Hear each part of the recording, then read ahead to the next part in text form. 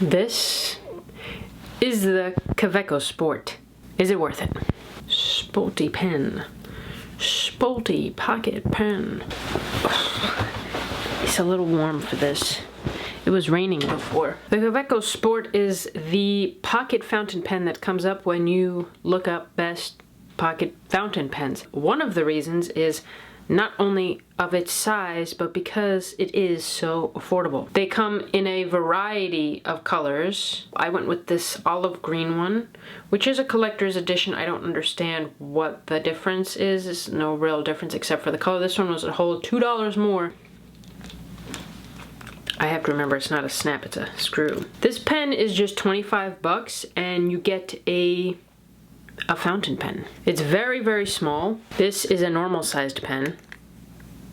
So the difference is pretty big. When you post, the pen becomes significantly larger. It comes like this. It comes without the clip.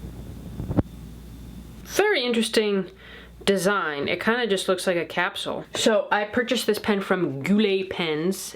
It's a treasure trove of all things paper, pen, inks. So not only did I buy the pen, but I did buy some paper. That front design, you know, this is not like this is, it's kind of a notepad.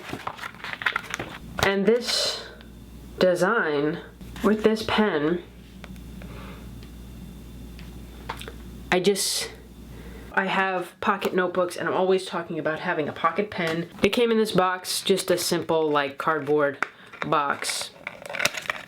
Nothing special, nothing inside. The pen came like this. And the clip came in its own separate pouch, I guess. Now this pen did come with its own ink cartridge. It was purple, not my style of ink.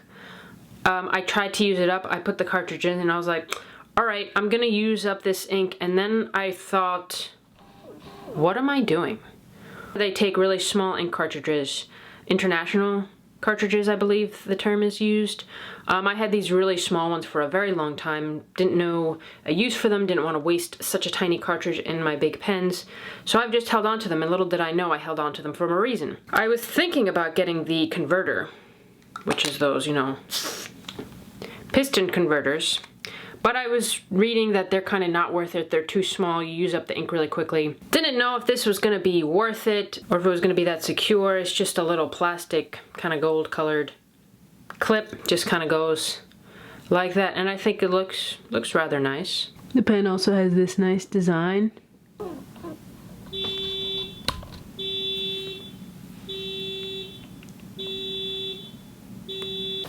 So overall, my first impressions of the pen. I took it out of the box and I thought, oh, this is quaint. It is literally a pocket pen.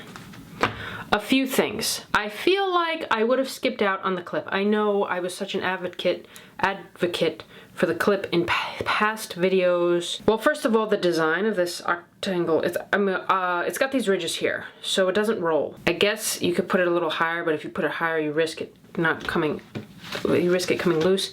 But I don't know, clipping it to the book, okay, see right there, it just came loose. It kind of sticks out like that. It was $6, I'll tell you. The most important part, let's get to the nib. I went with a fine. There were 4 nibs you can choose from. Extra fine, fine, medium, and bold, I believe. Yeah, it took me like a week to get this pen because I couldn't decide if I was gonna go with extra fine or fine. I had heard about the fine being too fine and you could risk scratching your paper and ripping up the fibers. You know, there was not much difference between fine and extra fine. If you didn't want it to happen, I feel like I'm rambling a little bit. This is my current everyday carry notebook. The paper, I have realized thusly, is not great. It's a little thick for this book. I know for the most part I use pretty good paper, and I wasn't too worried about the snagging of, no. I wasn't too worried about ink bleed and the nib being too thick for the paper. And actually on the better quality paper, the pen writes pretty well. So if you do notice that you're using poor quality paper, or you know, you like composition notebooks, maybe go with the fine, or maybe not use a fountain pen, you know, just stick with ballpoint. I know I've said multiple times in this video that I like the design, and I'm gonna say it again.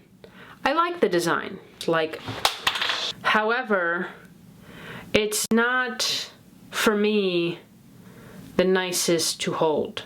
I realized I don't really like boxy, thicker pens. It's comfortable enough. However, I just don't prefer it. Also, it's a tad light. I mean, this is entirely made of plastic, which was, you know, the point. And I totally understand. And this is coming from me, who a couple of videos ago was complaining about my other pen being too heavy. But I was kind of like, it's a little light. I think because it's so short, so usually you have a light pen, but then it continues, and it's like, ooh, that gives a little pull. But this is definitely light, and don't be fooled, the clip doesn't add any weight. What do I like about this pen? Obviously, its pocketability.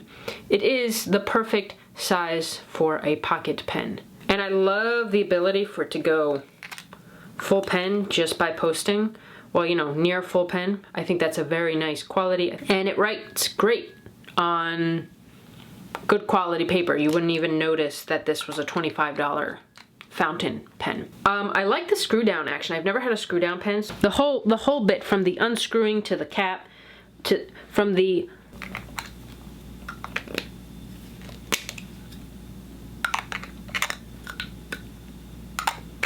I love it. Maybe I just like the sound of plastic. And in summation, if you're looking for a pocket fountain pen, seriously consider it. It's super affordable. Definitely do some research about those nibs because they can be finicky.